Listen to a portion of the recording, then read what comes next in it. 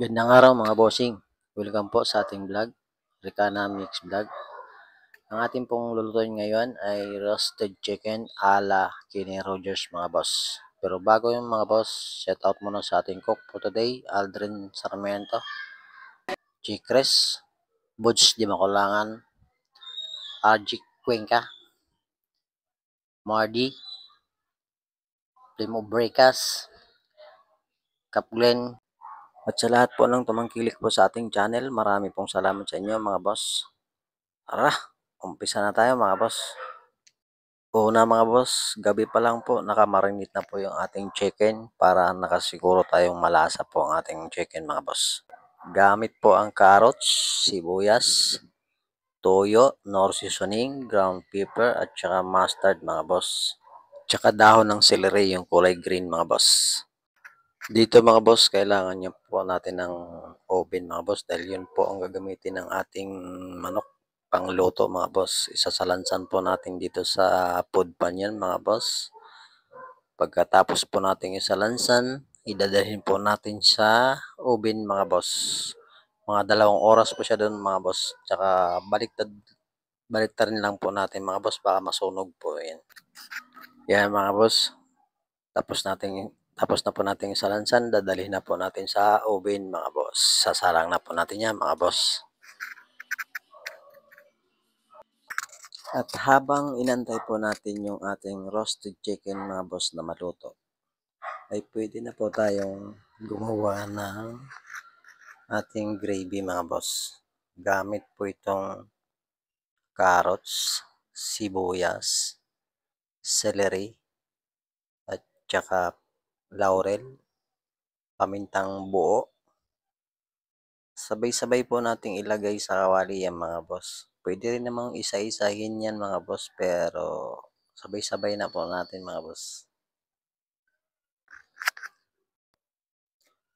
Kunting gisa-gisa lang mga boss sa bawang, sunod na po natin yung ating pang gravy mga boss. Tapos halo-haloin lang natin yan mga boss hanggang sa malanta yung ating sangkap mga boss. Tsaka susundan natin ng red wine mga boss. Konting red wine lang mga boss. Tsaka konting nor seasoning mga boss. Yan, di ba mga boss? Pag nalanta na po yan mga boss, ay pwede po tayong maglagay na po ng tubig dyan mga boss. Depende po sa dami ng gusto nyong tubig ilalagay dyan mga boss. Nasa inyo po yung mga boss. Kung gaano karami ang gusto ninyo mga boss. Yun lang talaga mga boss. Pasensya na mga boss. Kailangan nyo po talaga dito ng oven. Dahil yun po ang magluto sa ating manok mga boss.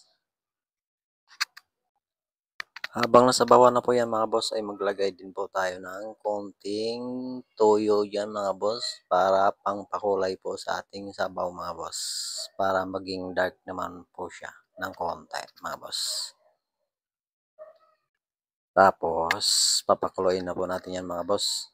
Saka po tayo mag-a-apply dyan ng pangpalapot mga boss. Ang ginagamit po dito pangpalapot mga boss ay rocks sa amin mga boss. Pero ang pwede naman po kayong gumawa niya mga boss. Arena lang yan at saka butter mga boss ang ginagamit yan. Yun po ang panglapot namin dito mga boss. Pwede mag-apply din po tayo dito mga boss ng 2 sachet na beef cubes mga boss. Tansyahin nyo lang mga boss, baka maalat naman. At saka pag nabitin po kayo doon sa pangpalapot mga boss, pwede po kayong magdagdag dyan mga boss. Depende sa inyo mga boss. Wag lang pasobran, baka matulog naman po yung magiging gravy po ninyo. Tamang-tama lang mga boss. At sa tingin nyo po mga boss, tama na ho yung inyong ginawang gravy. Isasalain na po natin yan mga boss matanggal yung mga naglulutangan niya mga boss para clear na po yan. At sakali man mga boss na magustuhan po ninyo ang ating channel mga boss, pwede po kayo mag-subscribe sa Ricana's Mix Vlog mga boss at saka pa-support na rin po ng ating Facebook mga boss. Maraming pong salamat sa inyo mga boss sa pagtangkilik ng ating video mga boss. Kung tapos na po yung ating gravy mga boss, pwede na po natin kunin yung ating roasted chicken mga boss. Ayan mga boss, luto na. Pwede na po natin hiwain yan mga boss para kakain na po tayo mga boss. At ngayon mga boss, alam niyo na ang pagluto ng